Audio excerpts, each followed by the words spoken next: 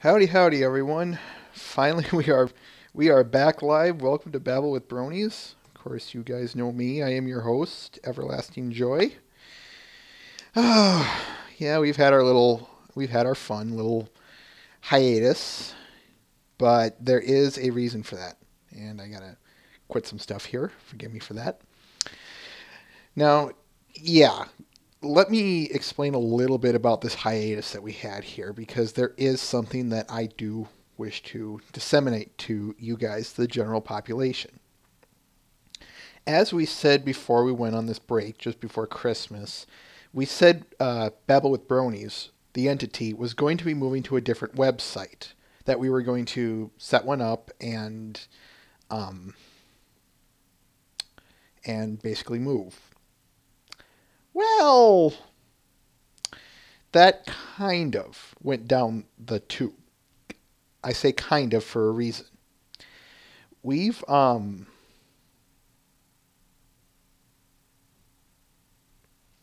Can everyone hear me?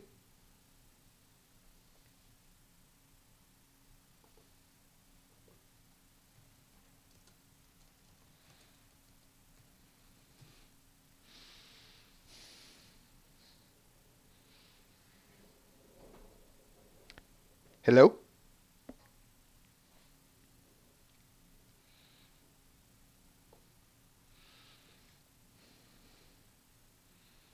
Whoops. Okay. As I was saying, just give me a minute here.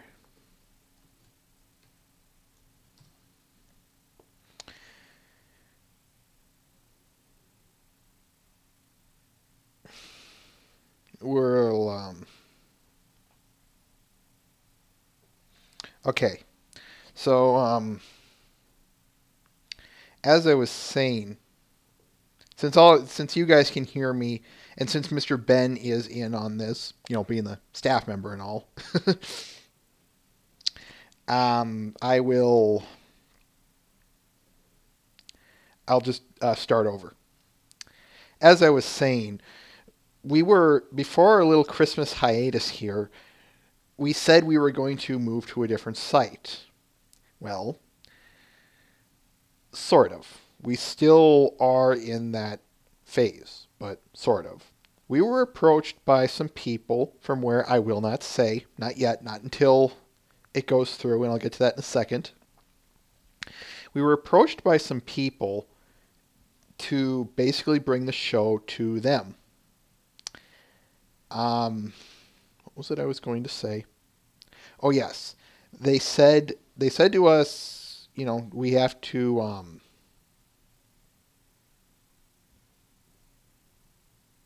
Yeah, that's what I was going to say, Mr. Ben. I was just trying to get my train of thoughts here.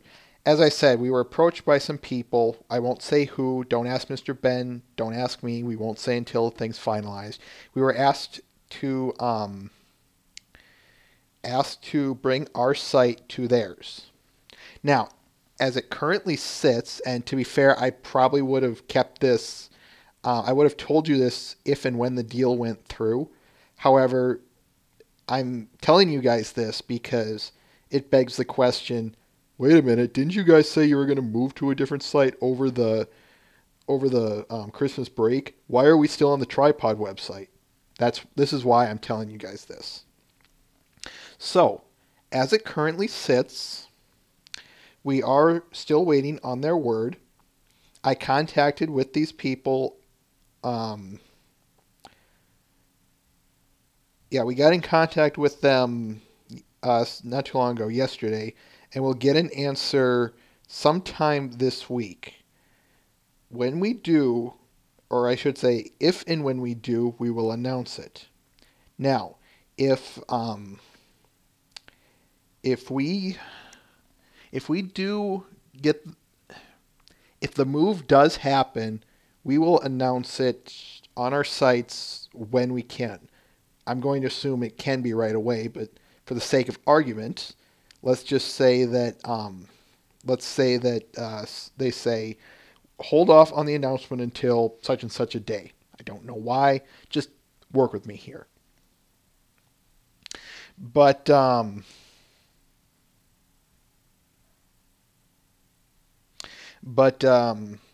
assuming it goes through, then we will be moving and we'll update you with all the necessary details. If it doesn't go through for whatever reason, I don't know what, but again, just to give you guys some hints, or to give you guys where we stand, if we don't move for whatever reason, we'll reconsider our options. And currently, we're just going to move to a different site. What we originally planned, we're going to move to a different site. Now, of course, I could probably have some crude mock-up by next week if that came to pass. But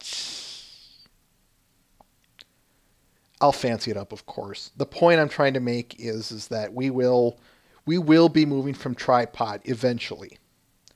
So that's about all I really have to say about it. Do you guys have any questions on this?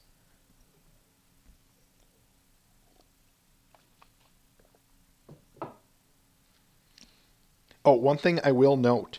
If we do move to this site, we will probably keep the tripod site up, but we'll use it as a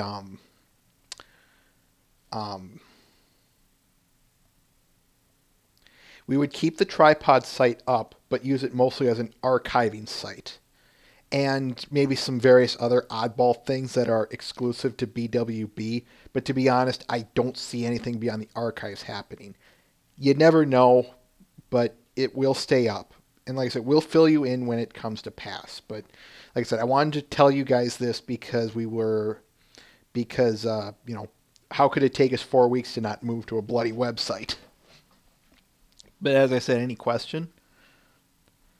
It is another Brony site we are moving to. I will say that. So it's not like we're moving, completely alien. And there is something I do want to talk to you guys when we're done here, but I'll talk to you guys when we're done here. You can guess, Mike, but we will not confirm nor deny it.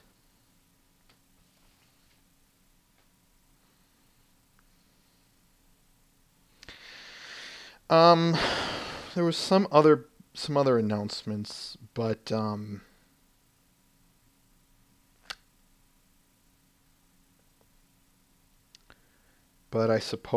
think that's it for now. Anyway, let's get on with some other stuff. I've spent way too much time on this. We don't have a lot of content this week, but to be honest, I'm okay with that given the episode we're watching. I'm hoping to get a lot of discussion going with that one. However, I want to start with the news, announcements, and all that fun jazz first. First of all, just an oddball one that I remember. Do you guys remember what happened about 1 year ago to the day? It was January 21st, 2012. Does that time ring a bell?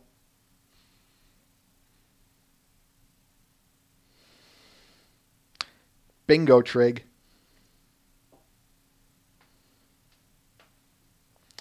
Of course, in 2 days, it's Derpy Day. I know March 1st usually is, but you know what? I find Derpy speaking, I find the day that Derpy speaks in an episode to be far bigger than just some arbitrary day. So yeah, just wanted to point that out for poops and giggles. I was hoping to have a drawing out by then, but this one I had currently made took a little bit longer than I thought. Maybe I'll still pump something out with her. But just remember, Derpy Day. Woo! All right, now here's some real content. Some actual real content. This is a journal from Death Pony. I just did a shorthand title, but a friend does cheap commissions to help save a dog. Short title, or blah, blah, blah.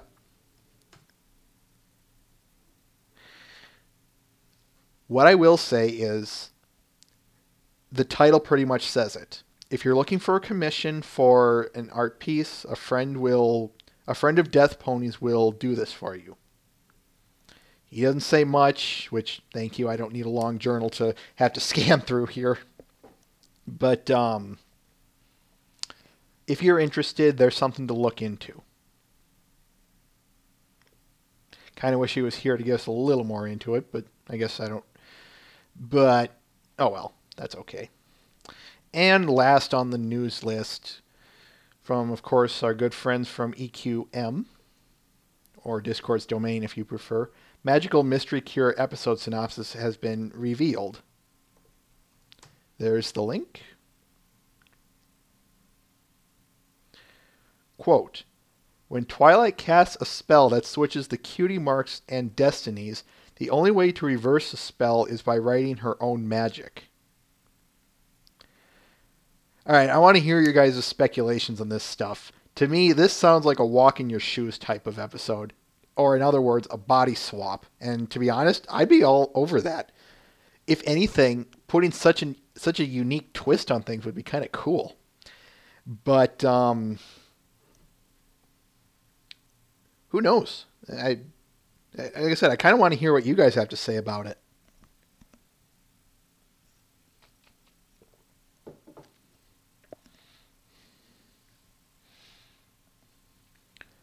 This episode just might raise that question, Twilight.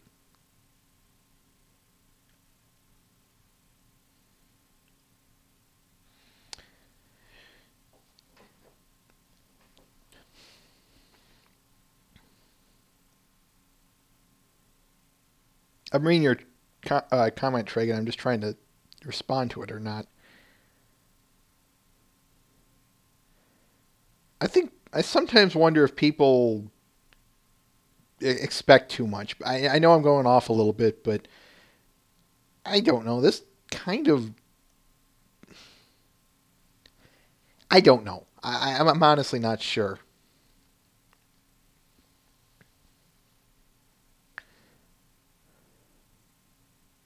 Yeah, that's the thing. Take it for what it is, I suppose. We will see what we will see. Hey, Vifex. It's all good. You didn't miss anything grand, or at least maybe not grand in so much as you didn't miss your stuff. That's what I'm trying to say. Of course, I don't think you made anything.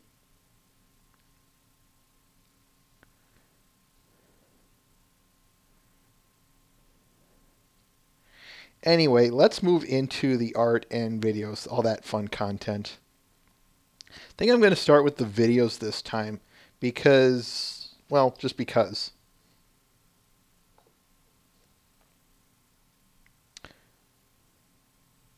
Holy crap, everyone's just flooding in and I'm loving it. All right.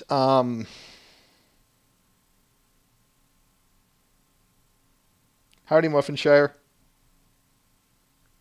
Alright, first video and only video that we have for the week is Brony Mock's Crystal Kingdom National Anthem, just the instrumental.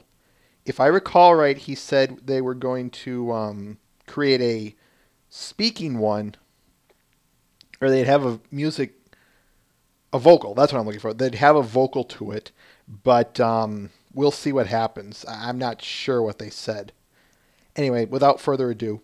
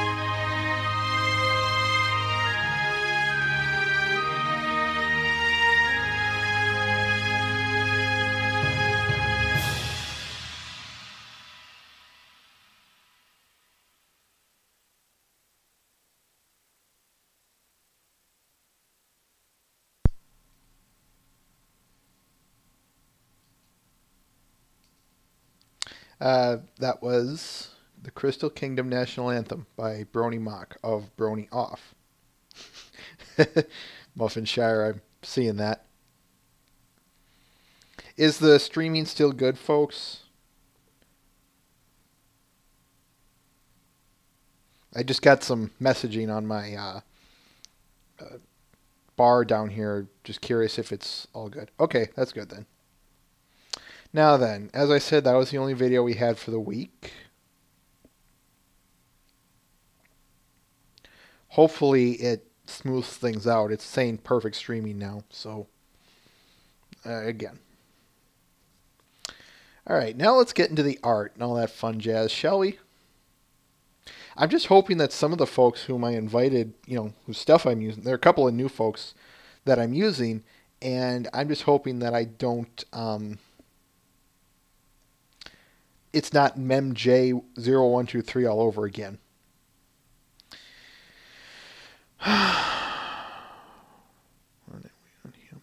Alright, let's start with the new guy. This first one is by a guy called Vest, titled Fears.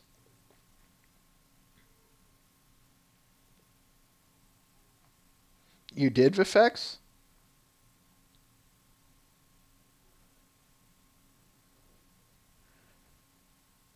I must have just missed him or something. Sorry about that.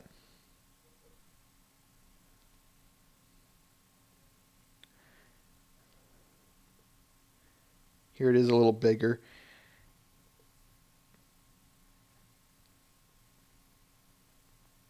Well, hey, this is, you see, folks, this is why I want you to send stuff to me. It's fine that I, go out and snoop around and look for stuff, but if you truly want me to,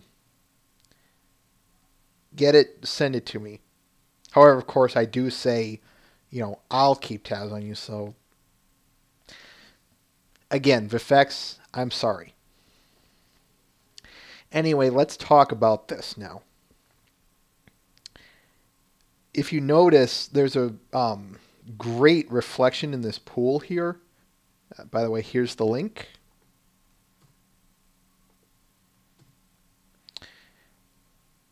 So it's really, excuse me. This guy knew what he was doing. If you go take a look at his some other pieces of his, you realize this guy knows exactly what he's doing. It's brilliant. Again, check out that pool. It looks so... It's just excellent. Do I really need to say anything much more? Fears by Vest.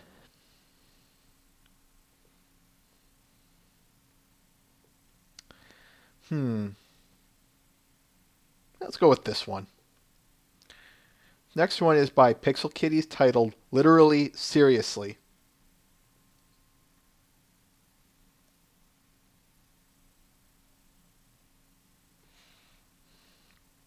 Yeah, I get a little more Discord in for your action for the.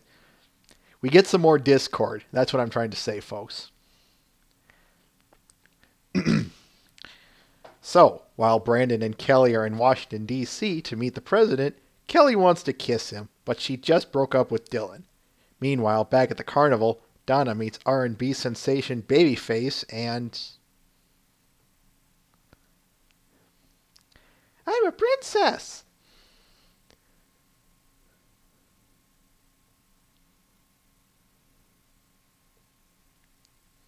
The removing of the glasses.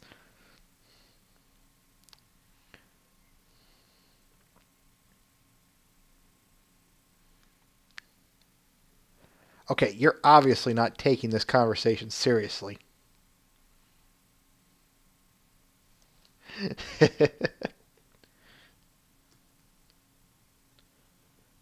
Link?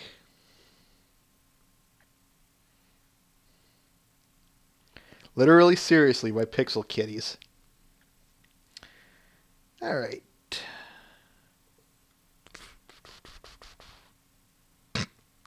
Pony 69257. I see what you're doing there.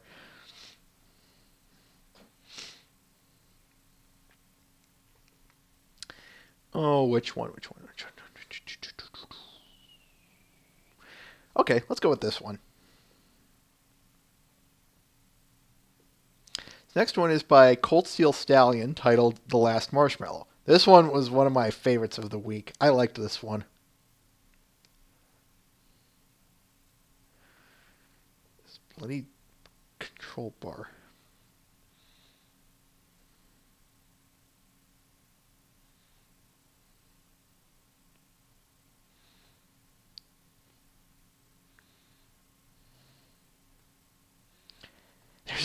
There's only one marshmallow left in that bowl.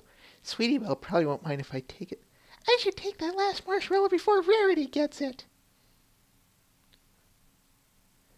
But I would. Too slow, little sis. That marshmallow is mine. So, element of generosity, huh? Nom, nom, nom. Freaking element.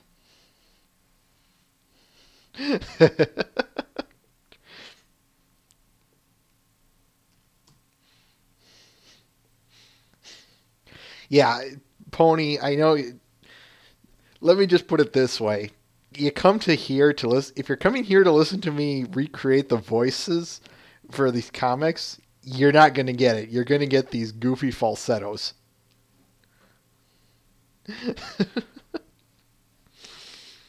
Anyway, what was it I was going to say about this one? Oh, yeah. All throughout, when we got to this conclusion of this comic, all I could think of was a burglar breaks in. Give me your money, Rarity. No. Element of generosity, my foot. So she gives the robber her money anyway.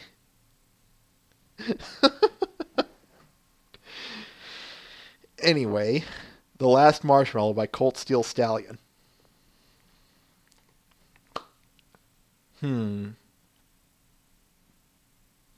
Thanks, Mike.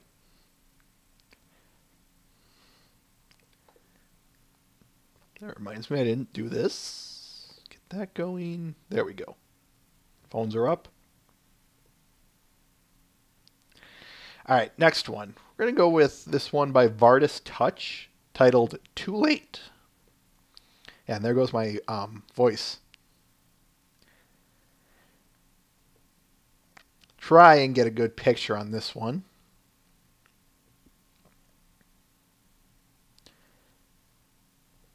Everyone knows Vardis has been a regular on this site. Ugh, sorry about that, Rob. The tale of this one is Octavia's on the road home from I don't know where. She's just going home for Christmas, or I guess Heartswarming Eve. And, well, of course she's not home, but sees this. I really, really love her fireworks effect. It is so... It was such a nice touch. And of course her usual lighting effects are just top notch. This is really one of my favorites that she's done. And believe me, that's saying a lot.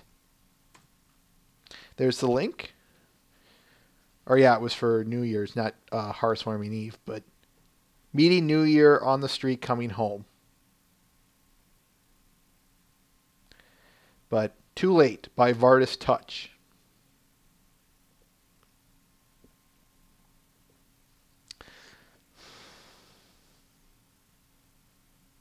Thanks, Vifex. Okay, I'll go with this one. This next one is by Amino, titled All the Little Ponies. Now this one's kind of a sale, but I'm fine to announce it and all. Let me read the description really quickly. These little chibi ponies are made to become keychains that I'll be selling at the next convention I'm attending. She didn't say which convention, and so of course I'm not sure. But I wouldn't be shocked if she gets some kind of mail order going. We'll see what we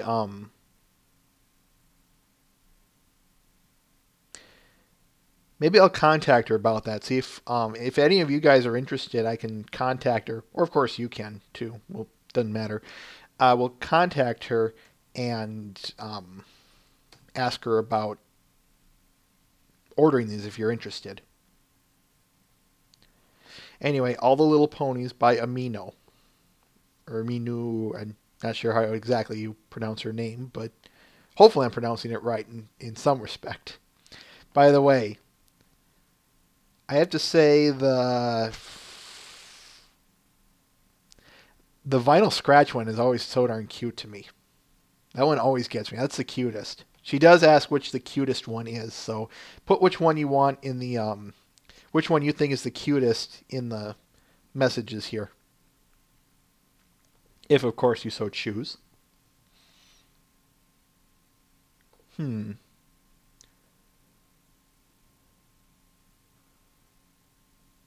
on for you, man. Let's go with these next few by Citra. This first one is titled First Animation. It says it's his first animation. I wouldn't be shocked if this ties into the paste. I wouldn't be shocked if this ties into Double Rainbow, that fan-made episode. So I wouldn't, like I said, I wouldn't be shocked if this is if this has something to do with that. And maybe it doesn't. It's just an animation. I don't know, but hey, it's a first animation, and I'm hoping what we get in the future is that he starts releasing some more of these animations, and they look, more or less like a finished product. Hey, if anything, after the Double Rainbow episode, I guess that's what I'll go with. After that, maybe, if they do nothing else, he can try this.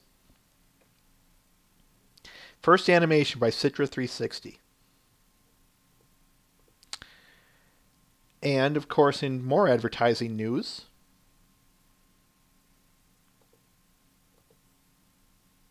it is starting to go a bit on mine, Mr. Ben, but I wouldn't be shocked if people are either chewing up a lot of bandwidth this weekend but I'm hoping that nothing grand comes up. I'm hoping that it's just maybe some minor skips and dips here and there. Should things come up, we'll of course work to fix them. But anyway, let's carry on with the show. These splash t-shirts of his are for sale on We Love Fine. He's got, of course, the links to the respective ones. I don't remember if I ever showed those splash tees when they came out. I think I did. But anyway, if you're looking for a great t-shirt and you like these splash designs, there you go. There's a link. Not only that, of course, it's been announced. Splash tees by Citra 360.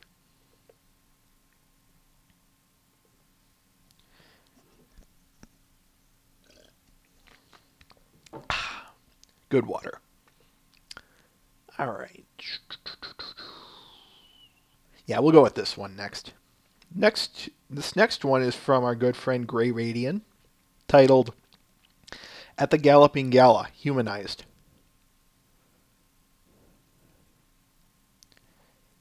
See if I can't get a good picture. Unfortunately, this is going to be the best I get. There's the link. Yeah, she was trying her hand at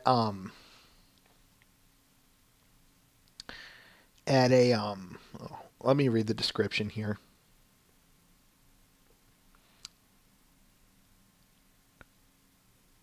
There's one part I wanted to point out.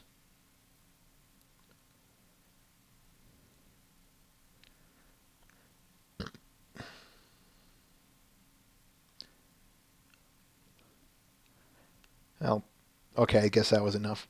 Anyway, as you know, we've featured her work on here before, but one of the things that I really had to give her a lot of credit in this one it looks a lot better than she's giving herself.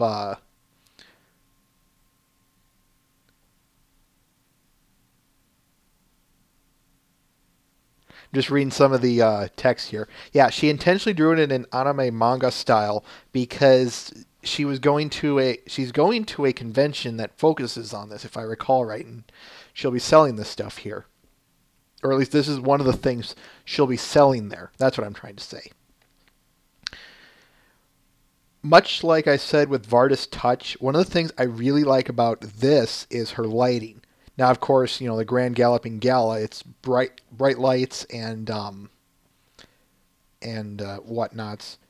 So I really, really like the way she did the lighting in this one, particularly on Twilight's dress, Applejack, and the sky itself. It's absolutely wonderful. I love seeing artists play with lights.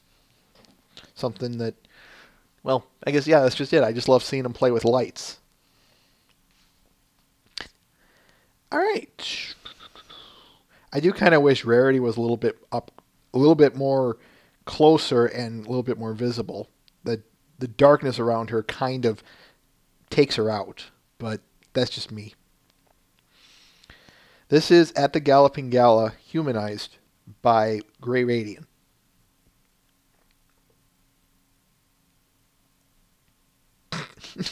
What did I stumble into in the chat here?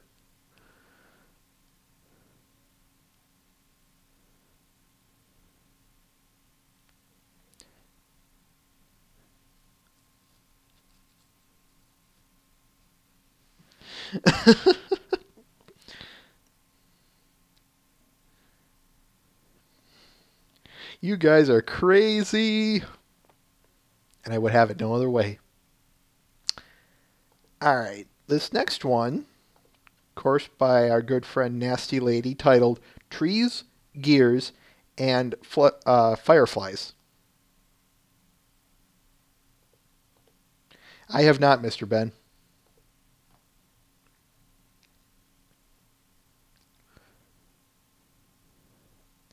Yeah, a steampunk Zecora. I love this. I can't get enough of that suit. Especially the gold chains around it and just the whole suit itself. Like I said, if you recall right, people, Nasty Lady was one who does a lot of steampunk ponies. And yeah, this one, I love this one. I can't get enough of this pick. Much like the aforementioned ones, I love these fireflies. She knows what she's doing with lighting just as well. What is it with all these lighting picks? I have no clue about, but Nasty Lady, well done. Very well done.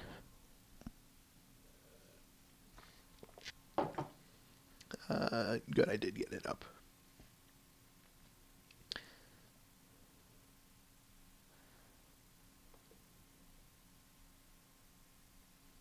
We all have our own different tastes. Pony 69257.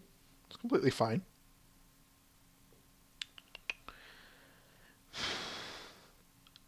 All right, I'll finish off these. You know what? No, we're gonna go with this one. These next two are by Toxic Mario. The first one titled Writer's Buck. Now, for this one, for all of you guys still in college, myself included, I think you're going to relate heavily to this one. All right, AJ, today's the day you finish that novel. A few hours later.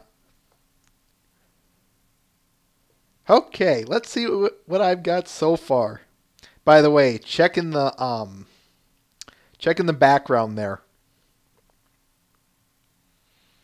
That picture, that's one of Toxic Mario's previous work. And yeah, this would probably be a Philly comic. Now, here's the thing. He sometimes will do Philly comics with their cutie marks.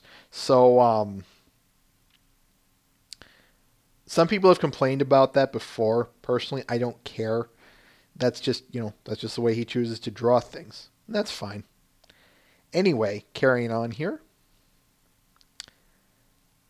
The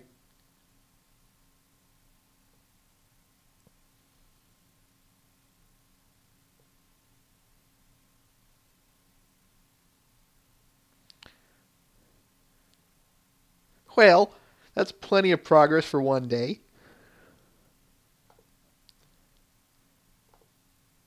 Now, of course, there's an obvious reference here, and there's the, well, I guess somewhat obvious reference there, but what was it I was going... Oh, yeah, that's the next one. I'm sorry. That reminds me, he's made 2 SpongeBob references this week. Anyone heard of the lazy college senior meme?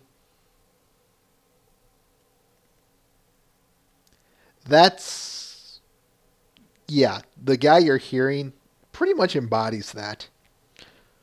Unfortunately. Very unfortunately, because I really don't want to be that guy. But my problems aside, this next one is titled Fresh Powderp. Powderp.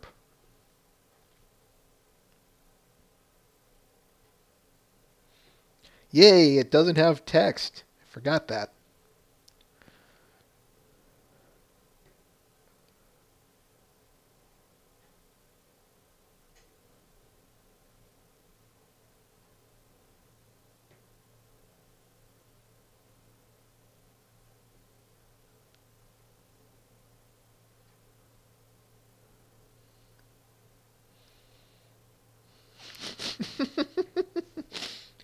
Again, SpongeBob, eat your heart out. Or I guess more specifically, Patrick Star in this case. You know, for poops and giggles, I want to show you guys this. Is it still up there? And I guess it's not there, so never mind. I apologize. I was going to show you a Simpsons version of this, because that's what came to my mind when I saw this. But I guess I'm not going to waste your time. I'm sorry. Alright, these next 3 are by Soapy Solar, our good friend Soapy Solar. First one titled Cleaning the Clubhouse. This one was a commission by a guy known as O9. He's known on DeviantArt as Sorrow's Edge. He works for a place called 20% Cooler, an artist website. We'll talk more about him later, but the point is he commissioned her to do that. These are a lot of other people's OCs, well, cleaning a clubhouse. There's the...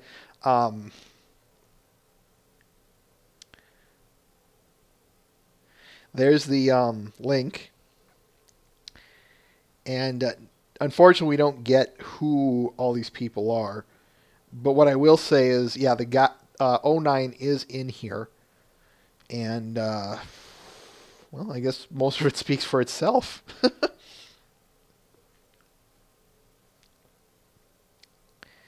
Anyway, moving along now.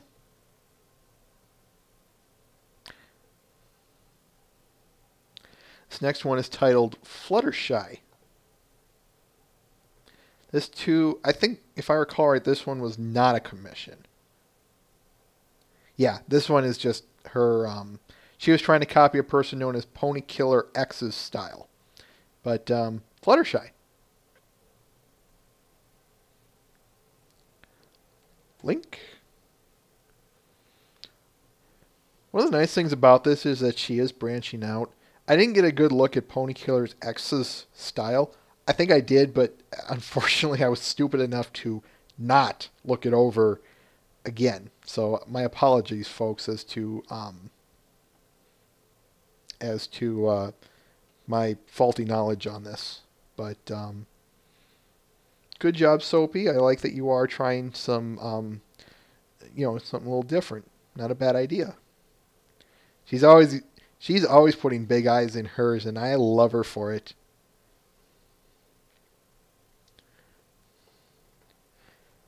Again, one of the things I love about, there's the link.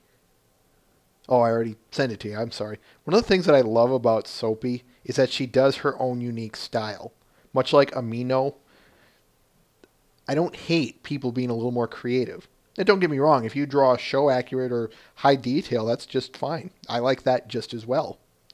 But I'm just saying that it's cool that others will, that others take some liberties. Last one is titled Six Toe. All right, take care of effects.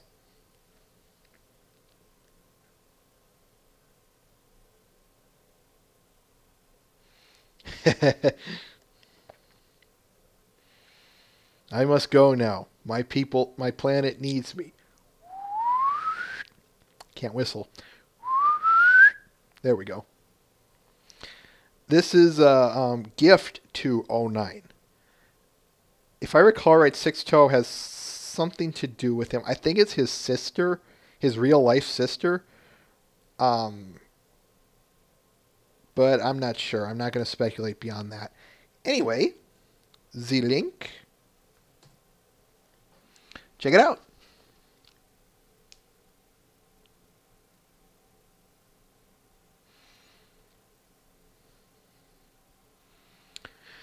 All right, our last two. This last one, or like I said, last two. This one is by Harwick's Art. I'm sure a lot of people know who he is. This one is going to make your screen pop, folks. Check this out. A Namby-Pamby Pony Princess by Harwick's Art. There's the link. This one, I took one look at and I was just, really? Twilight is magic. How so? If I can ask. While you're writing that, I will say this. Okay, fair enough. I'm not going to show it on here. Okay. Like I said, I'm not going to show it just because I don't like searching through comments. And the reason behind that is because, I don't want to call people out or maybe go over one that's inappropriate or something like that. So I apologize. And I know you guys can cry foul over what I did at Toxic Mario's, but that's because I was hoping mine would be up front and I would just jump you there. Anyway, as I was saying, one of the things that I really like about this one is how it feels so real. Or at least it feels like it's popping right out of the picture. That is impressive. And this, I love it.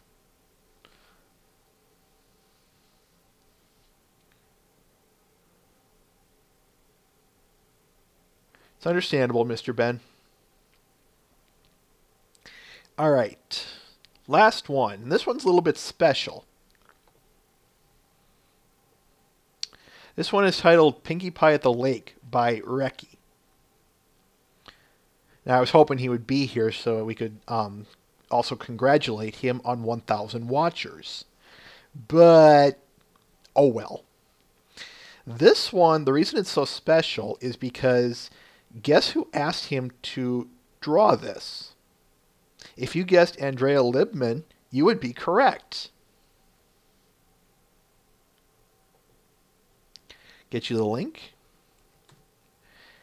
And much like his Spitfire one, albeit this one I think he's taken to the next level, one of the things that I have to give him a lot of credit over this one is his backgrounds.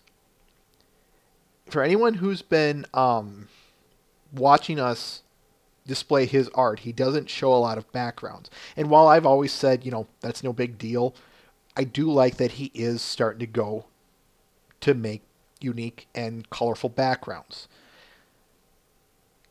It just shows a maturity of his work, and that's what's most impressive to me. Anyway, if you've watched this being created, a lot of the care and detail he put into those mountains is phenomenal. It was almost, it begged the question, who am I watching here? Am I watching Toxic Mario or Citra? Because, those guys put a lot of detail into their stuff. But no, I'm watching Reki here, and it's just, gorgeous.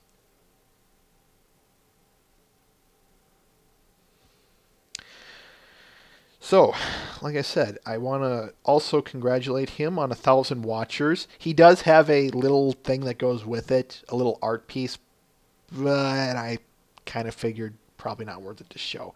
However, go ahead, congratulate him, favorite, like, do as you wish with this. Well, do as you wish with this. Pinkie Pie at the Lake by Reki. By the way, I don't know what she's drinking there. I'm hoping it's just something like apple juice or something. Anyway, moving on.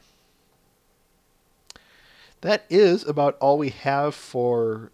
That's actually all we have for content and whatnot, folks. So, should we get to the ponies? Twilight is magic. That was very disturbing.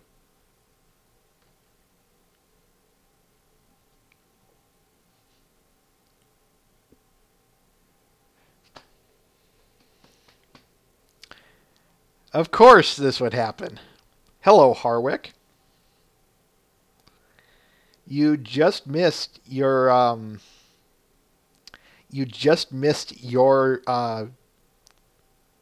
your artwork. However, folks, what do you have to say about it? I have to say, give you nothing but praise, of course, over it. As I've said in my comment about it, I'll bring it back up.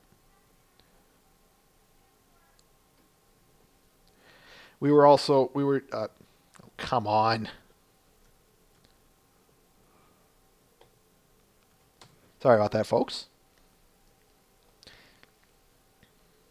Hey, I'm not trying to make you feel bad here, Harwick. I'm just telling you that, unfortunately, yeah, you just missed it. That's all. I don't want to step on any toes here. That's all I'm trying to say. Anyway, as I said in my original comment on this, it pops out, and I don't think I've ever seen that done with on just, forgive me for such words, on a flat artwork or a digital screen. So this is just a phenomenal, phenomenal piece.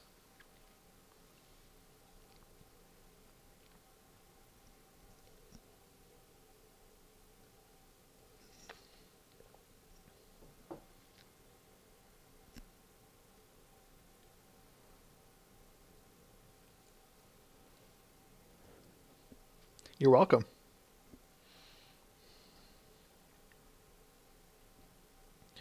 So yeah, some of these questions we're getting here. How long did it take you? Did you use what? Was this all digital, or what did it take?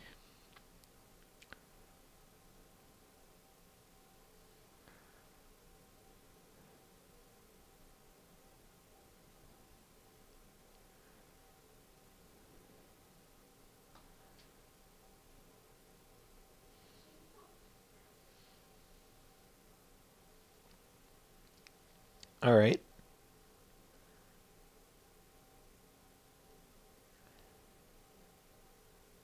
The abilities people have with these digital, with these computers nowadays still continues to stun me.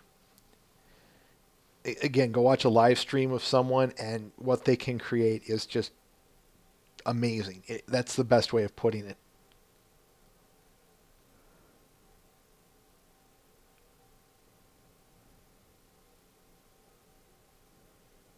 Okay. Do you, a quick question. Do you, draw some things and then just kind of sit on them if you want to um, do them or not? I know there's a couple artists that we've had on here who do that. Or, do you,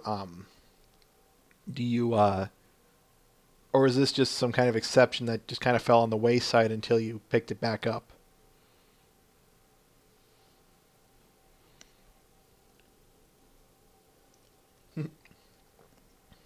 Fair enough.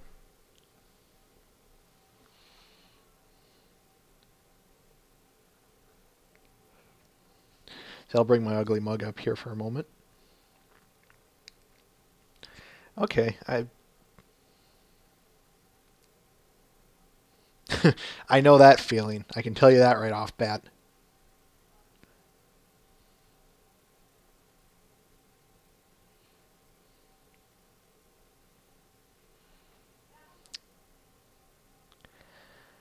All right.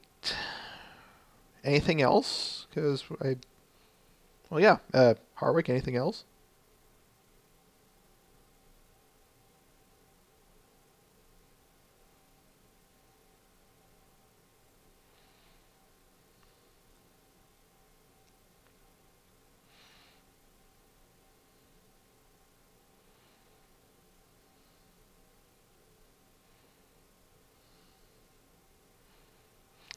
We just finished up everything, as a matter of fact. I'll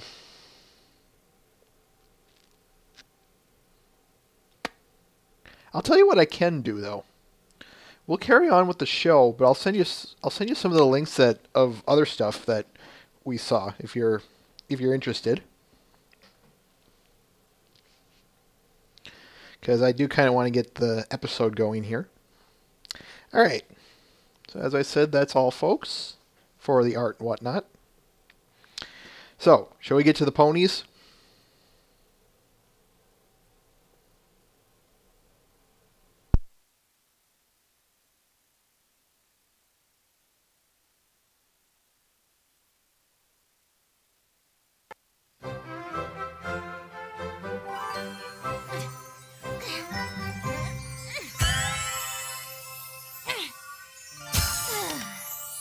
Eyes over here, Spike. Sorry. For this to work, it's crucial we keep our concentration totally on the... Spike, this magic needs our full attention to make it happen. There's no other way. I can't help it. Look!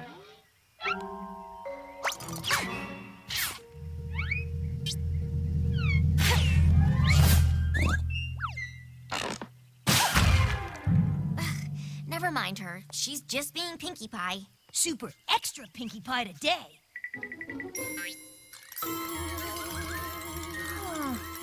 Twitchy, twitch, twitch, twitch. Pinkie Pie, what in the wide, wide world of Equestria are you up to? Oh, it's my tail! It's my tail! It's a twitchin'! And you know what that means? Actually, Pinkie, I haven't the slightest idea. The twitchin' means my pinky sense is telling me that stuff's gonna start falling. You two better duck for cover. Oh, Pinkie, it's not gonna rain. Why, there's barely even a cloud in the tree. He just said, nice catchin', frog. My little pony, my little pony. I used to wonder what friendship could be. Until you all shared its magic with me. Big adventure, Tons of fun. a beautiful heart, faithful and strong. Sharing kindness. It's an easy feat, and magic makes it all complete. You have mine. Do they know you are my very best friends?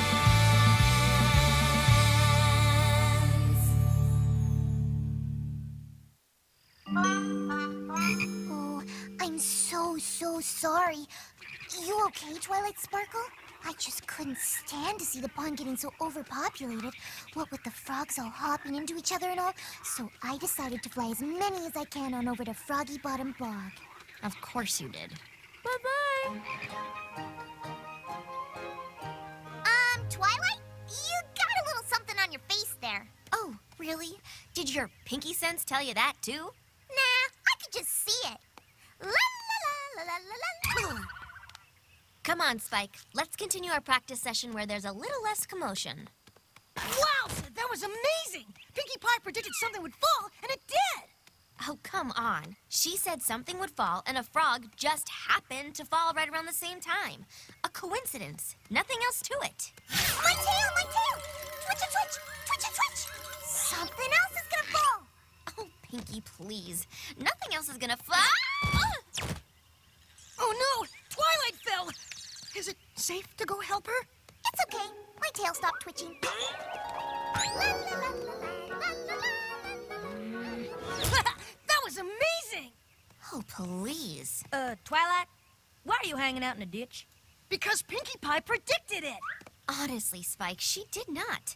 2 coincidences in a row like this may be unlikely, but it's still easier to believe than twitchy tales that predict the future. Twitchy tail. Pinky sense. Don't worry, it's safe. The prediction already came true. Oh, wait. Don't tell me you believe in this stuff, too. I know it doesn't make much sense, but those of us who've been in Ponyville a while have learned over time that if Pinky's a twitching, you better listen. My ears are floppy! My ears are flopping! What does that mean? I'll start a bath for you. Huh? A bath? This thing keeps on getting more ridiculous by the minute. So basically, it works like this. I get different little niggly feelings and they mean different things. Like when my back gets itchy, it means it's my lucky day.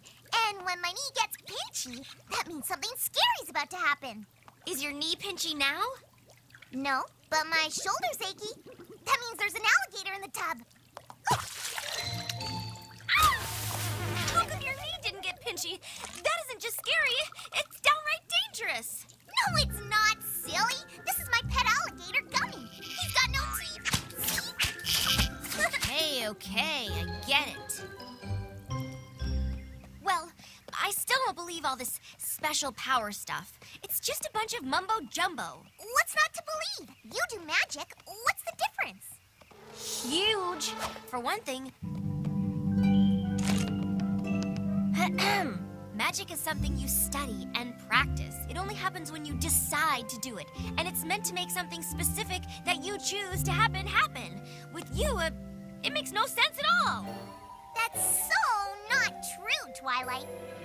Sometimes it's a bunch of random things happening in my body at random times that supposedly predict the future. I call them combos.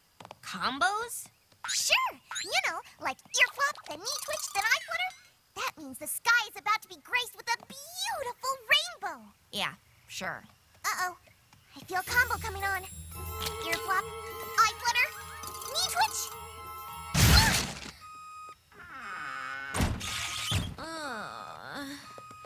You said that combo meant beautiful rainbow.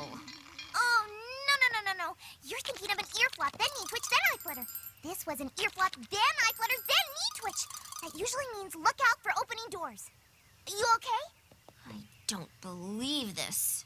You don't believe because you don't understand.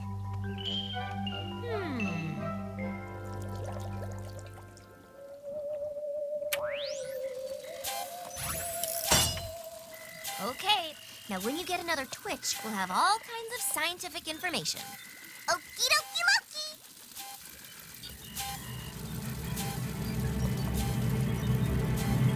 Any twitches yet? Nope-y doopy. Now? Anything? Wait, hold on. No. Are you kidding me? After a whole day of non-stop twitching, now that I've got you all hooked up, you're not getting a single one? I don't control it. They just come and go. That makes no sense. Sometimes you just have to believe in things, even when you can't figure them out. I will not believe in anything I cannot explain. Wait! Hold on. I'm feeling something. Oh my gosh, what is it? It's my tummy. That usually means I'm hungry. Let's eat. You know what? Just forget it. I don't need to know if this is real or not. I don't need to understand it. I don't even care. Okie dokie Loki.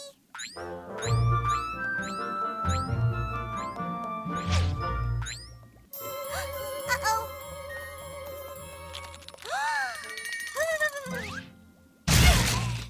Pinky, have you seen Twilight? Uh-huh. Twilight? What are you doing back there?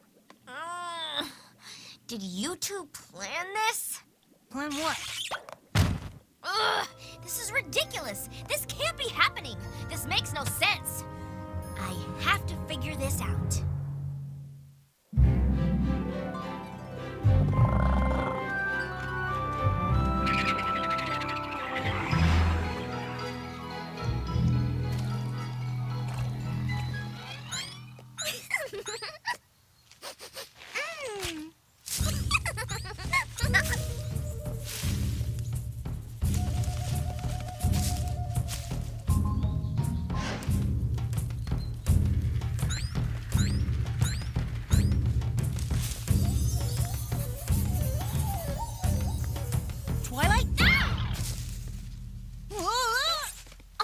Spike. Don't you know better than to sneak up on ponies? Oh, sorry, but, well, isn't that what you're doing? No! I'm doing scientific research. I'm observing Pinkie Pie. Scientific name? Pinkius piacus, in its natural habitat. Pinkius huacus? There's something fishy going on with the whole Twitchy prediction thing, and I'm getting to the bottom of it. So, shh! Come on, Pinkius piacus is on the move.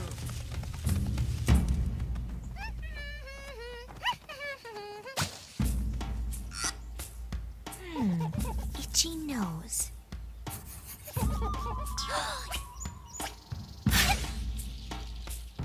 Aha! That makes no sense. See? She's hiding like something's about to fall from the sky. But a twitchy tail means something's gonna fall from the sky, not an itchy nose. This proves, perhaps conclusively, that...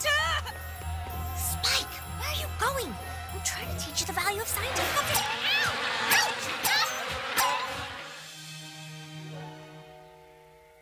What's she doing now? Smelling a flower. Holy guacamole! I wonder what that means. Probably that the flower smells good. Wait, I'm getting something. Ear flop. I flutter, we twitch. Hold on. You told me that's the combo that says watch out for opening doors. You really, really believe this stuff, don't you? Here, let me show you there's nothing to be afraid of. You see? I promise you there's nothing to fear from that... Twilight! You came to visit my new apple cellar. How nice. Twi, you okay? Twi? Here, let me help you. Okay. Take this down. Twitchy tail. Twitchy tail? Twitchy tail! Hush, Spike. We can't let Pinkie know we're here, remember? Something's gonna fall! Something's gonna fall! Run for your lives! Ugh, Spike, honestly, you're overreacting.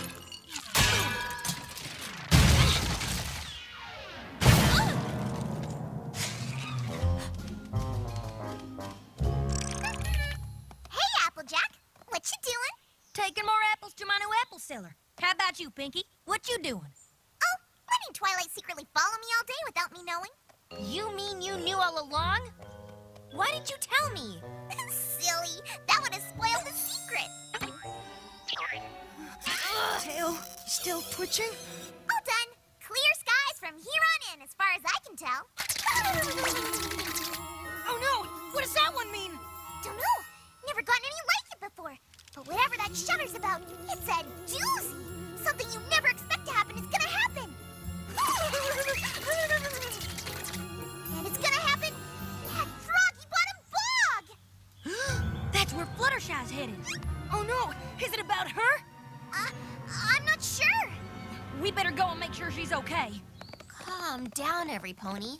All we know right now is that Pinkie Pie just got a case of the shivers. That's all.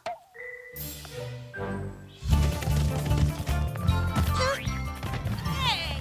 I thought you didn't believe in this stuff. I don't. I just want to be there to see the look on Pinkie's face when we find out nothing's wrong. Okie dokie.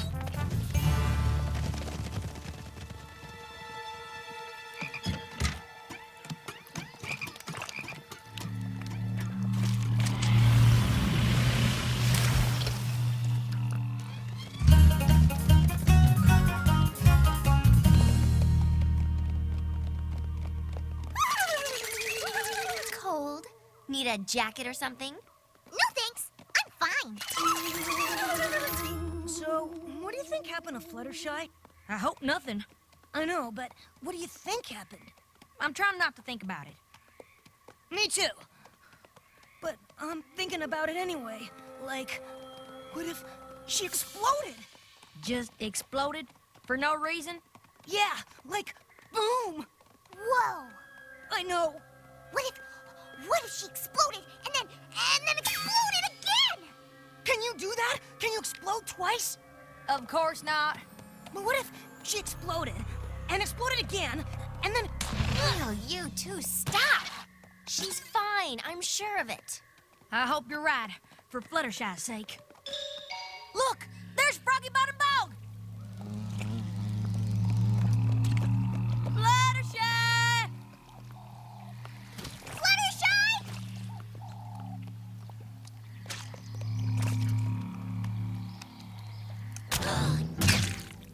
Fluttershy, you're okay! Of course. What a relief. I'm so glad everything's all right. Sorry. I know it's not nice to gloat, but... Aha! I told you there was nothing to worry about, and I was right. Pinkie Pie said whatever she was shuddering about was a doozy, and... and the only doozy here is how right I am. Twilight? Pinkie's made a lot of predictions today, but... Ugh, what is that smell? But what we've shown here is that there's no point in believing in anything you can't see for yourself. Well, then, see what's behind you, Twilight! I see it, but I don't believe it. Was that a Hydra? Who cares? Run!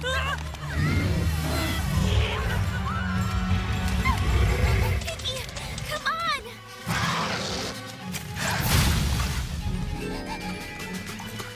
Oh, I'm so sorry.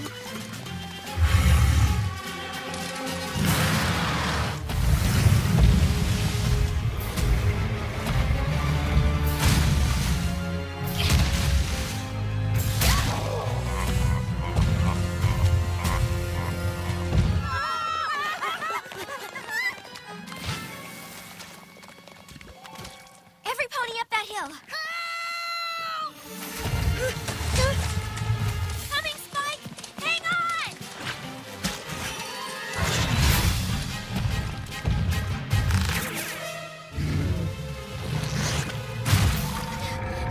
I think we're gonna make it! But Pinkie's still shuddering! Oh, looky there, it stopped. Oh, there it is again!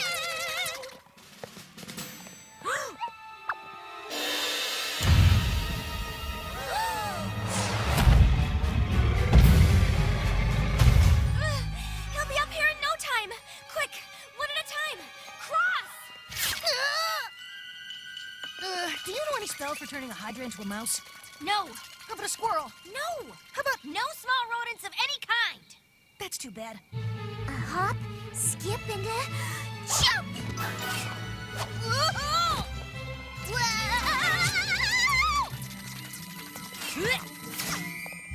He's too close. I'll distract him. You two go, now! Oh, what would a brave pony like Rainbow Dash do?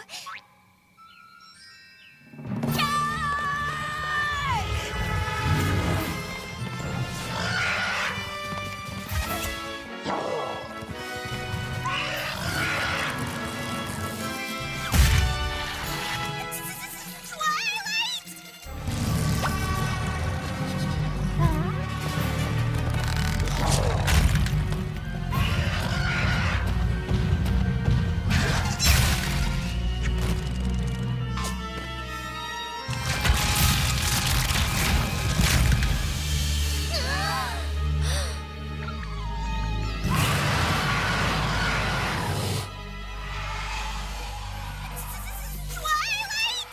You have to jump! I'll never make it! You'll be fine! I will not! It's your only hope! You have to take a leap of faith!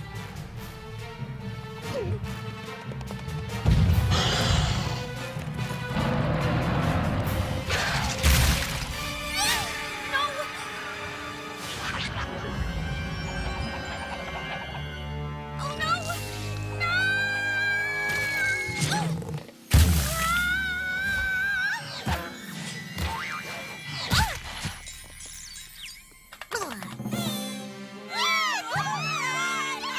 I knew you could do it, Twilight! I don't know how it happened. Coincidence, dumb luck, or what? But you said there'd be a doozy here at Froggy Bottom Bog, and I'd say we just had ourselves one heck of a doozy. I mean, that Hydra... Pinkie? That wasn't it. Huh? What wasn't what? What are you talking about, Pink? The Hydra wasn't the doozy. I'm still getting the shudders. You see? There it is again. Whatever the doozy was at Froggy Bottom Bog, my pinky sense says it still hasn't happened. Huh? But What? The Hydra wasn't the doozy? How could it not be the doozy? What could be doozier than that? Dunno, but it just wasn't it.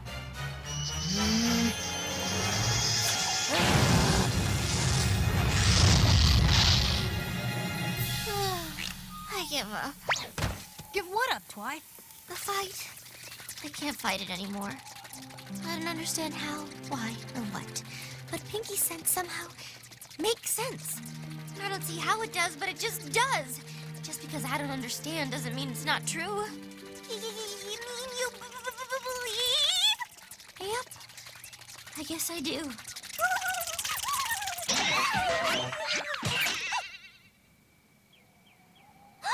That was it! That's the doozy! What? What is? You believing! I never expected that to happen! That was the doozy! Oh, and oh, what a doozy of a doozy it was! La la la la la la la la la la la. Oh, good, Spike. You're here. Take a letter. With pleasure, Twilight. Dear Princess Celestia, I'm happy to report that... Spike, what have I been saying about focus? I know, but well, What's wrong, Spike? Never thought you'd see me with an umbrella hat on? not really. No. Pinkie's tail's twitching. What else can I do?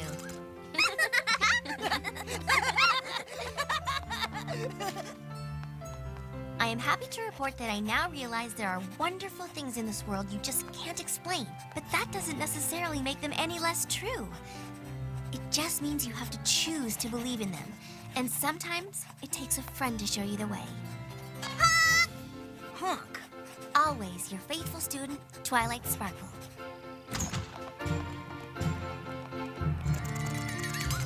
There it goes again!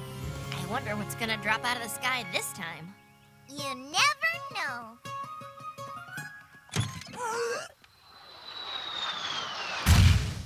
Twitchy tail? Holy guacamole!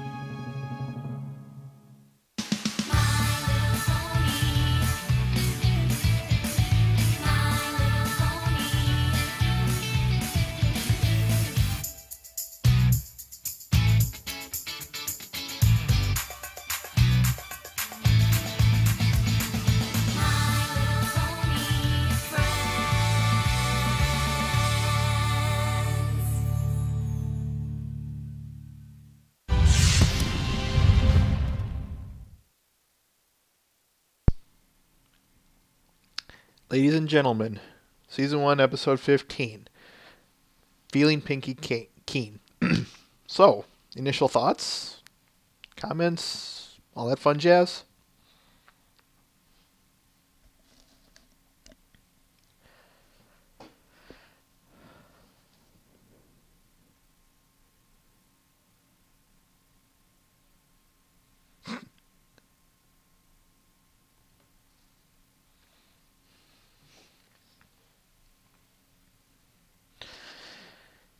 I know I'm kind of jumping the gun here a little bit, but I do kind of want to open with this as well. This episode gets a severely bad rap amongst a lot of people in this fandom, and I personally feel that it is greatly unwarranted.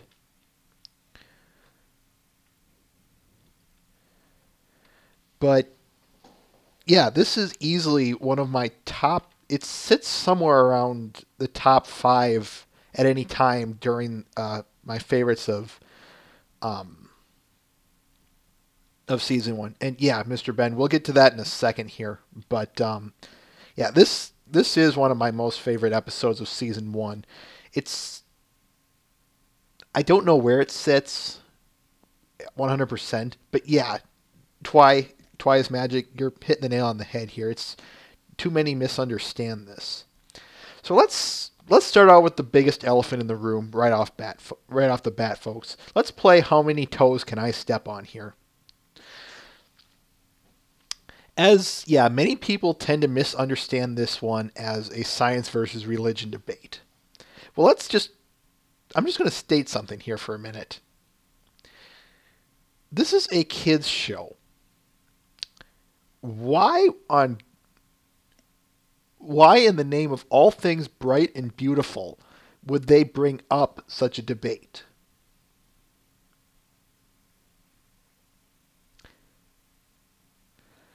And if anything, if we how do I want to put this? Well, first off, I want to bring my face up because, y'all like seeing my ugly mug. But the thing I want to bring up the most is, let's ignore that science versus religion debate for a second. And if it's about religious tolerance, didn't Season 1, Episode 9, Bridal Gossip, just do that? Or at least, tolerance on a grander scale? Why would they... I feel that already covered it. That's what I'm trying to say. And then, of course, going back to this science versus religion debate, as you put, Lyra, they really don't have much of a reason. Well, I wouldn't say to make bronies argue, but the point I'm trying to make is, I don't think they're trying to do that. Because are kids going to understand a science versus religion debate? Probably not. Or if they do, they're going to be, an extreme minority. And let's pretend for a minute that, we select someone that, doesn't.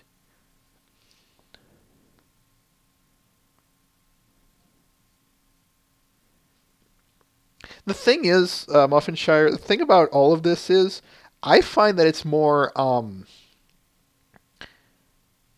one of the things that I find funny about Twilight is that she doesn't look at this scientific method objectively. What she does is she looks at it very subjectively. All throughout her investigation in that middle part of the episode, what's she saying? An itchy nose means something's falling, but she said a twitchy tail was. Instead of just saying, so what does an itchy nose mean?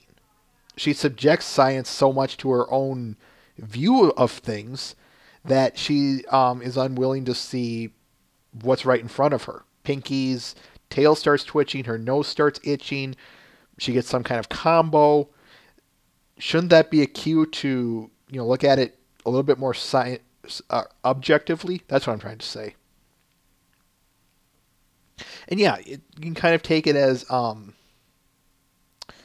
what she said there, just because, or kind of. We'll talk about the lesson here in a second, but you're hitting the nail on the head here, Twice Magic, towards the rewind a little bit. I don't know how it works, but it just does. That's what that's basically the first thing I wanted to start out with. And as I said, a lot of people really misunderstand that.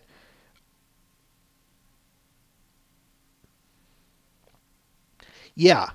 Although, to be honest, Mr. Ben, one of the things that I found when viewing this episode, I don't even take it as anything of science or religion. I just find it as trust your friends, even if their methodology is a little weird.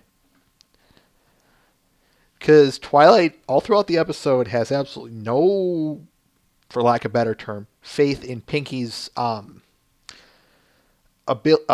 Pinkie sense. All throughout, she's saying, this is what happens when I do this. My tail starts twitching. And Twilight's like, yeah, right. But every time her tail twitches, something falls. Don't you think by the second hit on your head that would be a clue to listen up? I know. I guess that falls under one of those for the sake of the episode kind of things. But again, I just don't know how people got to that stigma of religion versus science in this one. I suppose I can see how, but again, why would anyone on the show, and this is a season 1 episode in particular, why would they do that?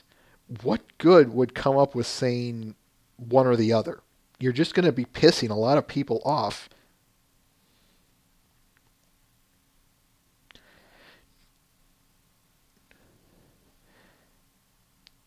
Both Twilight is Magic and Lyra H whatever, you're both just hitting the head on the bulb here. You really are. And here's the thing. This, like a lot of stigmas, I feel that people are then blinded to everything else because there is a lot that this episode offers, if you ask me. Why? This episode, the reason it's so highly regarded on my list of favorites is because it's so the Howdy Pony 424, by the way, welcome to the show. One of the things that I love about this episode is the physical comedy. Take a look at other Dave Polsky episodes, and you'll notice he does a lot of physical humor, and I love him for it. Physical humor, of course, draws a lot way back to classic animation, particularly Tom and Jerry type stuff. And that not only strikes a nerve with a good nerve, with nostalgia for me, but just from a comedic standpoint, I love seeing these guys, the ponies, getting smashed, crushed, and beaten with anvils, kitchen sinks. Yeah, I know the kitchen sink wasn't in here, but just work with me here for a minute. Pianos, doors. We've got all of these classic throwbacks, and I feel people so miss it, all just because they think it's a science versus religion debate. Yeah, I'm going to be coming back to that a lot this episode, people. What is it about this episode that you guys like? I do kind of want to bring that up. I know I know we've kind of gone over it, but yeah, what are some things you guys like about this episode? I know we're only kind of about halfway through this, but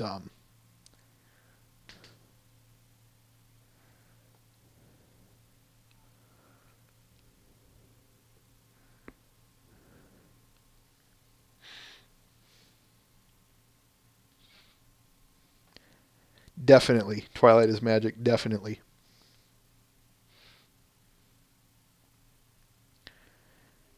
I'm going to quickly kind of go over my list here, make sure, because there's about 2 parts I want to discuss: before the swamp and during and after the swamp.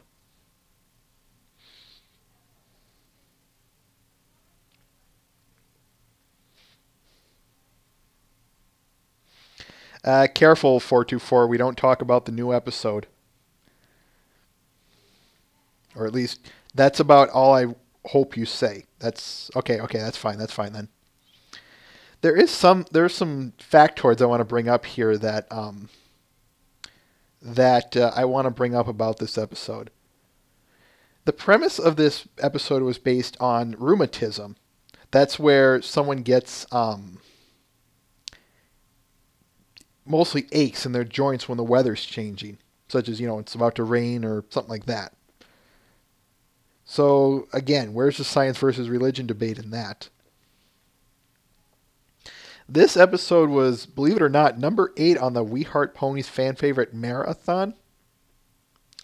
And so I think it has to be doing something pretty good if it's not only on that list, but in the top 10. Okay, I'll cut my own stigmas here, folks. I really will. I'll try my best. And of course, this episode establishes the Pinkie sense. One of the things that I want to bring up about the Pinkie sense is, one of the things I will always praise this show for is when they establish something, even if for a comedic case like this, I'll be it you could say it's a plot device, but I'm going to call it that too. A comedic device. One of the things I like that this show does, they don't establish something and then throw it away. They will happily bring something like this back, as we'll see in later episodes. But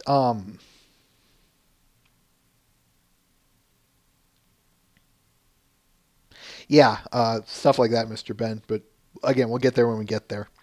However, that's my point, is I always... yeah, we were going to discuss that too, Pony424. We were going to get to that when we got to the second part of this debate, for lack of better terms here. Anyway, where was I?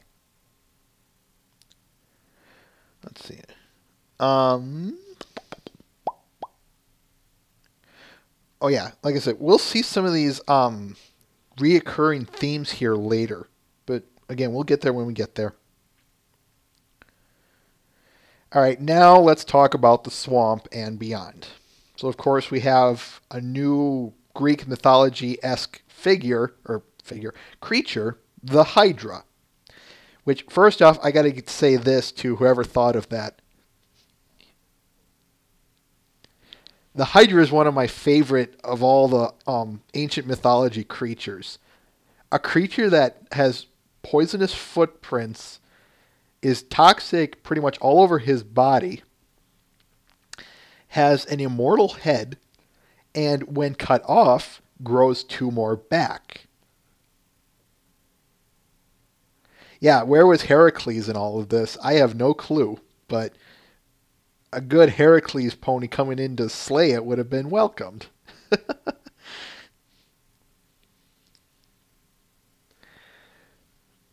Yeah, for those of you who don't know, the slaying of the Hydra was one of the 12 labors of Heracles.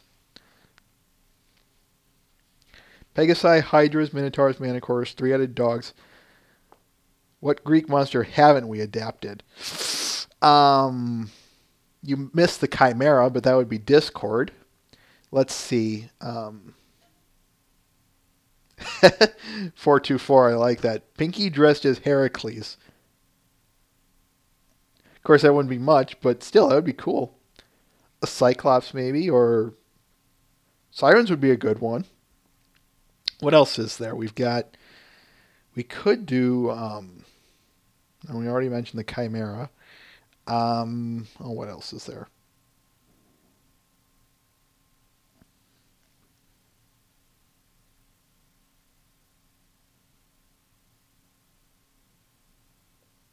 Yeah, no kidding. Twilight is magic.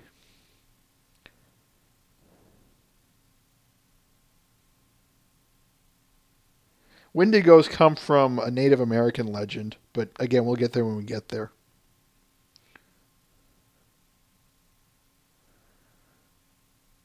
I can't think of any more immediate Greek mythology creatures that they haven't covered already. That would be a good idea. More griffins. I'm sure we will. I think I remember hearing a rumor about them saying they would be going to the Griffin Kingdom at some point. But, like I said, that was just I think that was at a voice actors panel or something. A centaur, Mr. Ben. Do you realize what that is?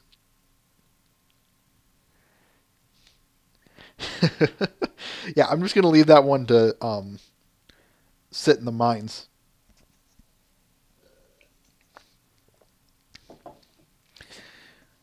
Yeah, I agree. I would love to see something about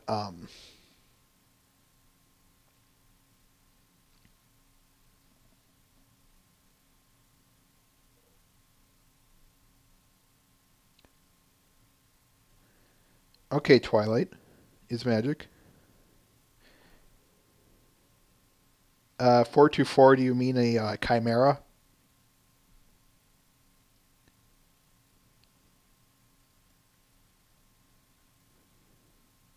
Okay, just making sure. Okay, yeah.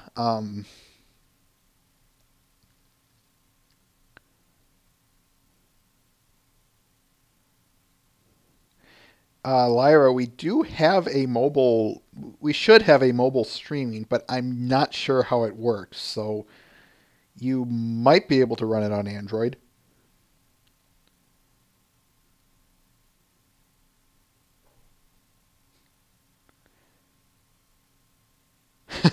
Mr. Ben, well, of course, there are three elements here. And of course, this means there are 6 combinations that we could use, assuming we use 2. Or wait, no, 3, I'm sorry. If we use 2 pieces, then there are 3 outcomes. I'm sorry, if there are 4 pieces. Bull, human, and horse. We'll eliminate the redundant human. So we have bull, human, and horse. In any one of this combination, that's what would pop out. So we could have a half horse, half bull, a minotaur, or a centaur. So yeah, I was right originally. Three combinations. Choose 2 of them. Yeah, something like that.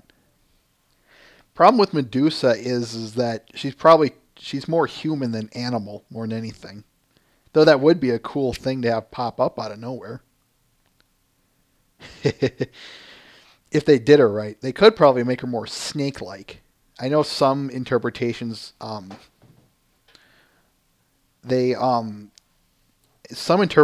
she's very snake-like or very slug-like. But I don't know where you would put that in there. We'll see. I'm sure. I don't think this is the last time that we'll ever see Greek mythology throwbacks, to be honest with you folks. That's such a rich field of topics. But anyway, let's get back to the episode, shall we?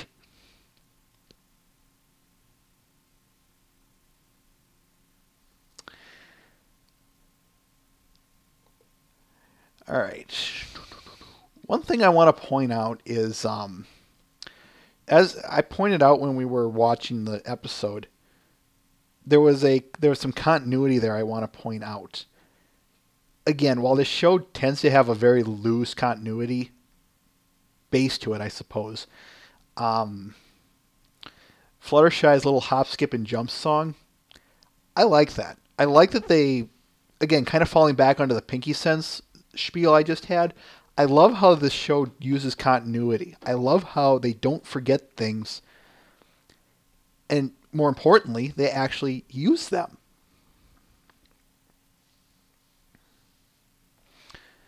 All right, now let's get to this little... This is going to tie into my next topic here, Twilight is Magic. The whole Twilight not teleporting across the chasm.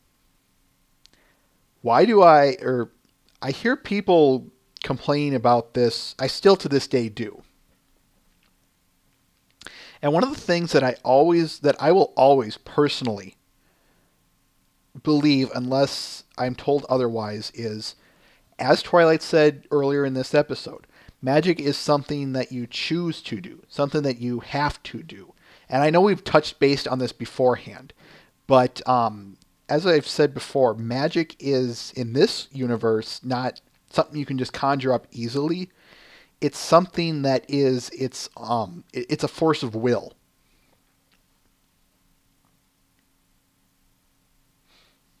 Exactly. The best way I came up with it is, imagine, I don't know, doing a presentation. Which is easier on you?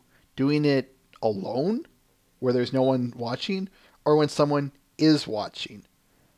How much better do you do it? We're assuming that it's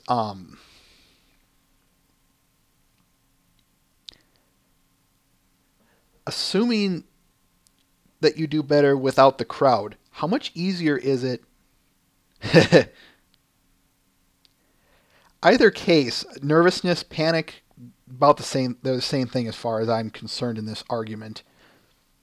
Much like Fluttershy in episode 7 and here, when she's under pressure, Twilight, of course, either never thought or was unable to teleport. So, of course, she doesn't teleport. We see this, of course, this kind of gets confirmed a little bit. It's kind of hinted at anyway. In season 2, episode 21, Dragon Quest. Of course, Twice trying to teleport Spike, herself, Dash, and Rarity out of the forest from those dragons. And, well, what happened? At first, she was...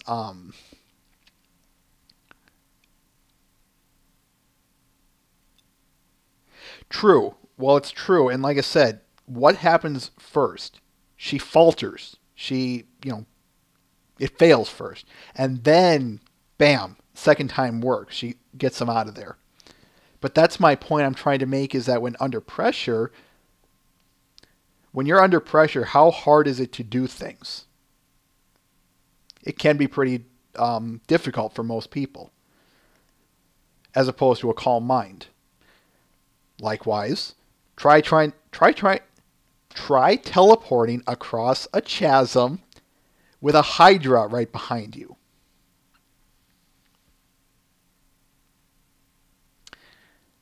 And if, like I said, I will always stand behind I will always stand behind this idea of Twilight being nervous equals faulty spell casting until I hear otherwise.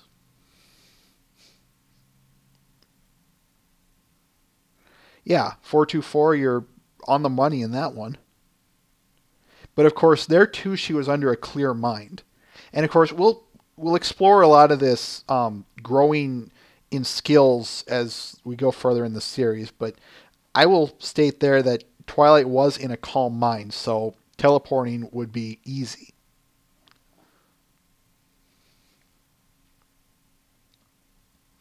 So of course, what did she have to do? Use it physically, actually jump.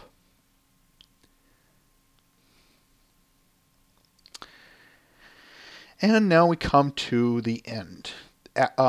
She made it across the chasm. We'll say that. Yeah, that would be one case too, 242. Same difference, probably panicked. Of course, what would a brave pony like Rainbow Dash do? Leroy Jenkins. Because I can.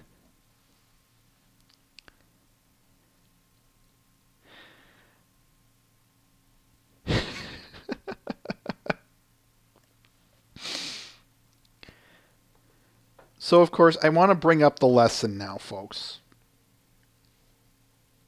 I did a little research on this, and yeah, overall, it was told, let's see if I have it here. Yeah, I don't have the links here, but Lauren Faust, of course, has stated that she wishes she could have interpreted this lesson better. So, this begs the question, what do you think of the lesson? Or at least, what do you think was trying to be told as the lesson from this episode?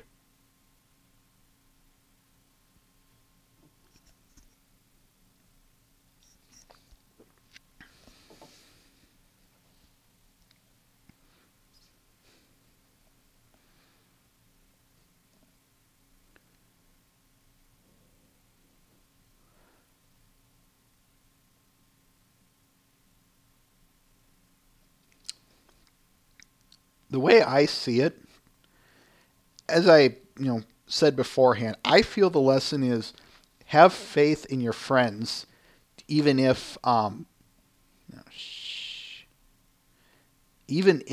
their methodology doesn't make sense. Yeah, Twilight is magic. That's another good point too. Just because it doesn't fit your version of reality doesn't mean it doesn't work. Agreed. Still?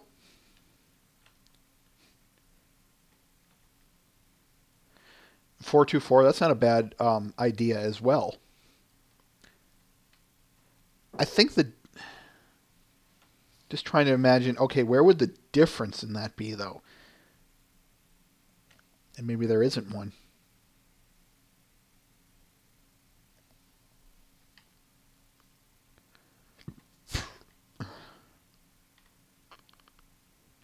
Still, do you guys think it could have been worded better, or do you like the way the final result, the one we see in the episode, do you think it was interpreted fine, or would you take Lauren's route and try and change it?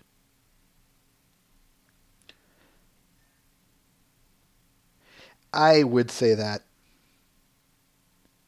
Mr. Ben. And yeah, Twilight is magic. I think that works too. But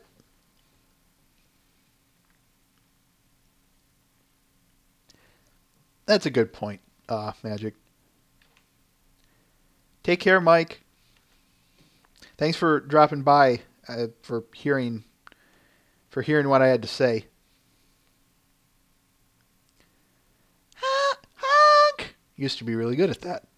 Yes, that honk is bloody adorable.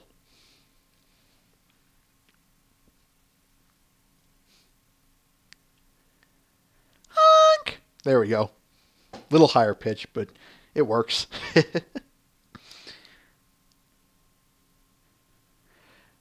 One thing I missed, I just realized I missed it, was Derpy. In this episode, this is where I like to see, this is what I like to call the brony revelation, or if anything, the point of enlightenment. That's what I like to say in regards to this show. This, while of course this happened before this episode in and of itself, this is where the show staff became aware of us. This is where I feel the show staff said, 424, I think that was the fandom's work of, yeah, that's my point, Mr. Ben, but I'll get to that in a second. Where was, oh yeah, I think the fandom said male, however, I'm thinking it was drawn somewhat from this, that they made her a male mare. And of course, I don't know how foreign countries operate in terms of mail service, so you're going to have to forgive me on this, folks. But here in America, the mail service runs, you can, ship packages and whatnot through the United States Postal Service. So you, excuse me. So she could still be a mail mare, and they're out delivering packages, bigger, have content in them, not a letter type of thing. But in that same breath, I would say that given their supervisor, he looks like a stereotypical package delivery guy, or pony in this case. So, yeah, something like a general courier service, or like I said, maybe it is supposed to be some kind of private delivery company like UPS or FedEx or something like that. Exactly. And therefore she's, not a mail mare, but would be something like a, some kind of carrier service, some larger one. It's completely possible. It's up for interpretation.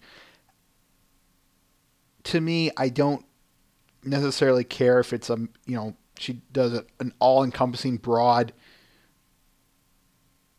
what's the word I'm looking for? Courier service.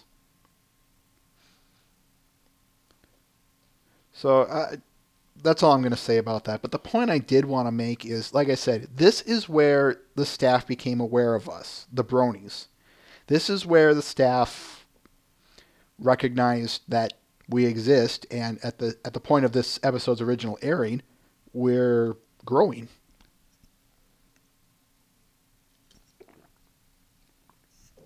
Yeah, 424, that. Excuse me there.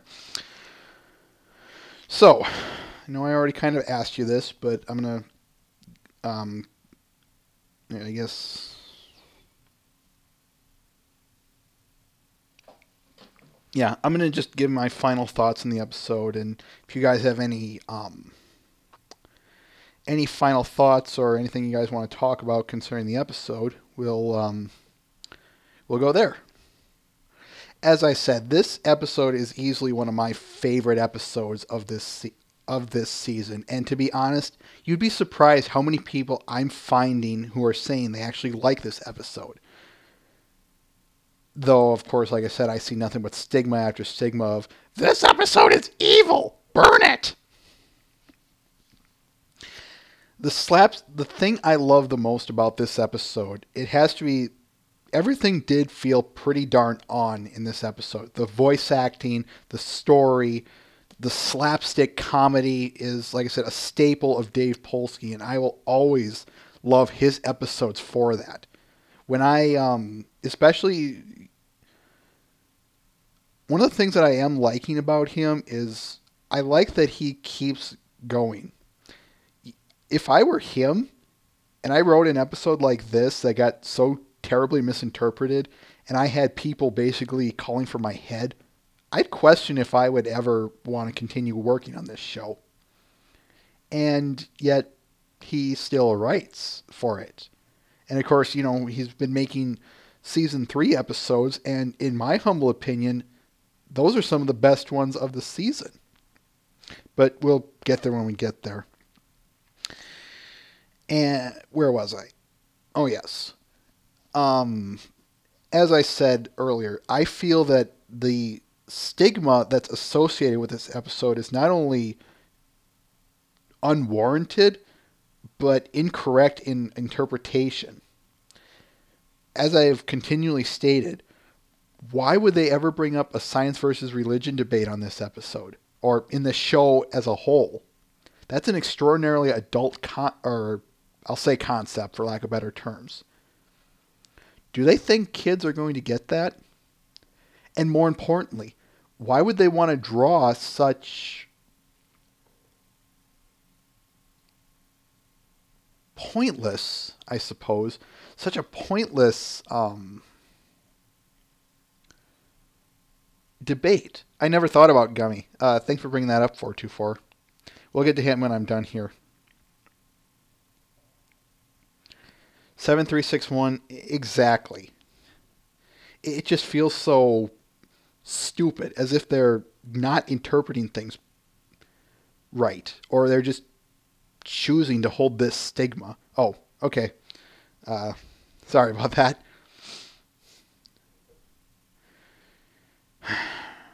But I suppose as my core philosophy dictates, everyone has and is entitled to their own opinion, no matter how stupid.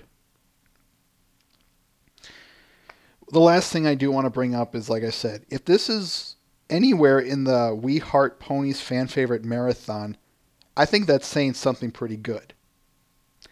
The sole fact that it's in the top 10, I think that's saying something really good about this episode. What exactly, I'm not sure. But maybe, just maybe, it's like the case of a lot of things that you see on the news. Do you ever hear the moderates? Do you ever hear the people, the moderate, for lack of better terms, majority, us types? No. Which ones do you see? You always see the fringe extremists. You always see the most angry, loudest, meanest people. And of course, what do? They snarl. Yeah, vocal minority, Mr. Ben, that's a good point. What do? They snarl and smear their opinion everywhere.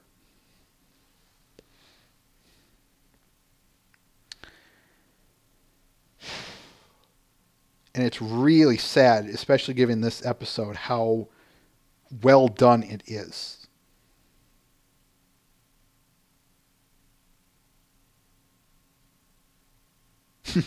Twilight is magic. 424, I don't think so. I do think this episode was supposed to have a lesson to it. I mean, at this point in the game, halfway through season 1, why would they break any established shticks? Such as, it's like as if they decided to suddenly not have a letter or some kind of lesson summary. That's kind of where I have a problem with that point. Yeah, Lyra, that's sadly the case, and in this case, I do think it worked. But like I said, I do think what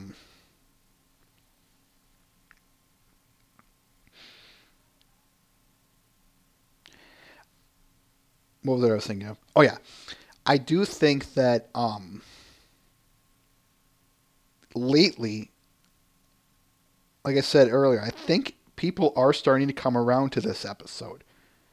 While I don't think a lot of them are, I do, like I said, you'd be surprised how many people I keep running into who say, I actually like this episode. And I'm always happy to hear that. I love seeing the vocal minority stay the minority. Or at least I don't run into them. It's kind of nice. And yeah, one thing I will bring up here, this is the first episode in which we see Gummy, Pinkie's pet alligator. I could bring up the implication of she has a pet alligator, but that would be assuming that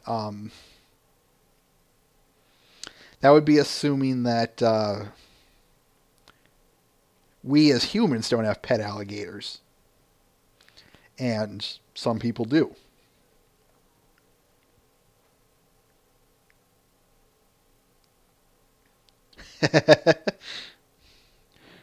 Lyra. Oh Lord, now I'm going to be hearing an Aussie accent on her all day.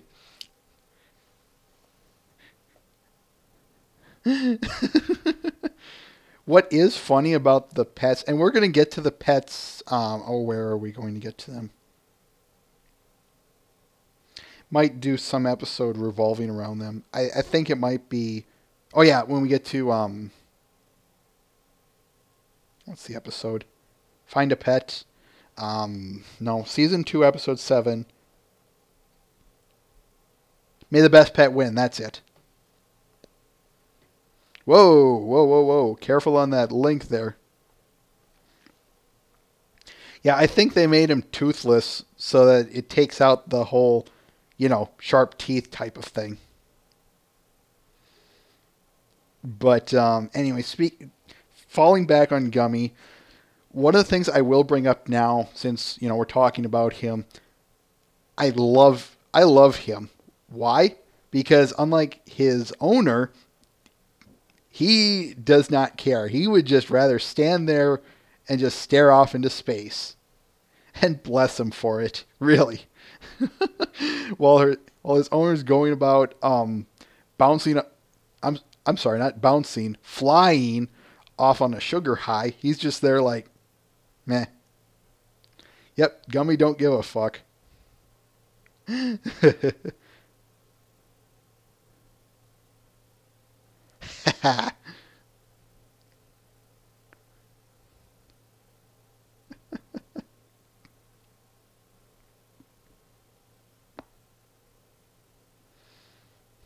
And of course, his dance moves, of course, 424. I like that. That's kind of cute. It'd certainly be something interesting to note, but yeah.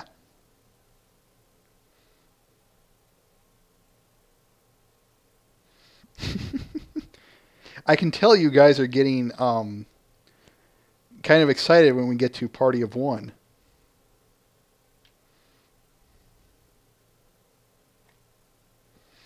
And to be honest, I don't blame ya.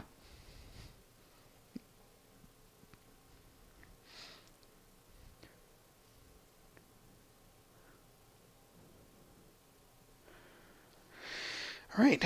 Any other final thoughts before we wrap this up?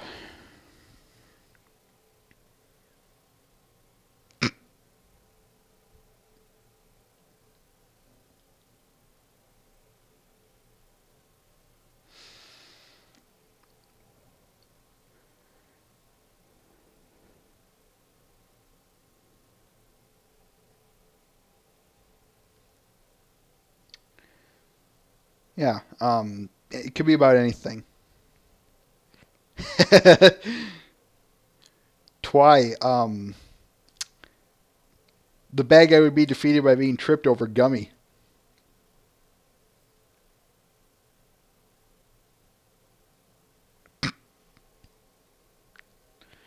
Oi.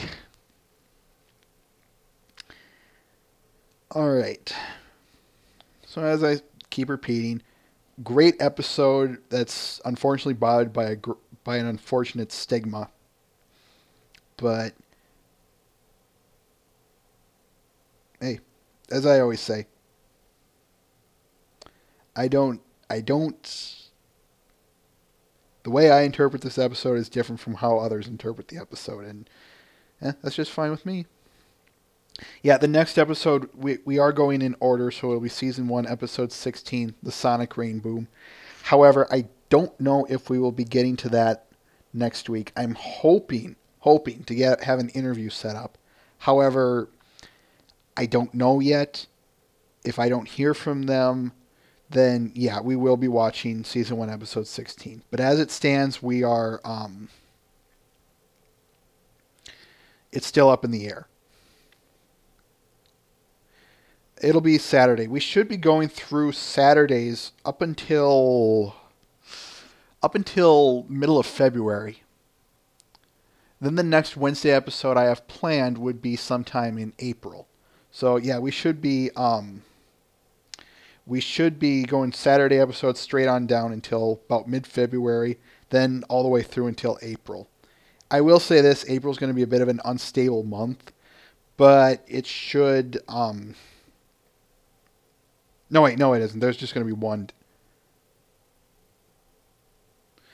No, I take that back, folks. There will be a Wednesday episode, as I said, in February. And then there's going to be spring break in March, which I don't know how or if I'm going to be planning to broadcast.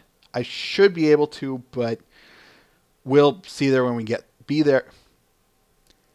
When we get there, you'll be the first ones to know. There will be one. We should be able to go through all of April on Saturdays. Unless there's one tentatively planning thing that comes up. I highly don't think, I don't think April is going to have a Wednesday episode. We should be going through just fine. So again, just assume we'll be here on, Saturdays all of April. And from beyond there, I don't know, but we'll see from there. All right. Sort of. Like I said, I gave you a tentative schedule, but all right, let's finish this up. So, just a quick reminder, we are tentatively waiting on on moving to a different site. We should have this announced sometime next week. I don't know when, but you guys, of course, will be the first ones to know, or at least I'll announce it, of course. Whenever we get the answer, like I said, we'll let you know, and we'll take it from there. We'll either be moving to the new site, or we'll be creating a new site, but either way, this might be the last episode we do on the Tripod website. And that's about all I have to announce. So, from all of us here at Babble with Bronies, for Mr. Ben, I am Everlasting Joy, and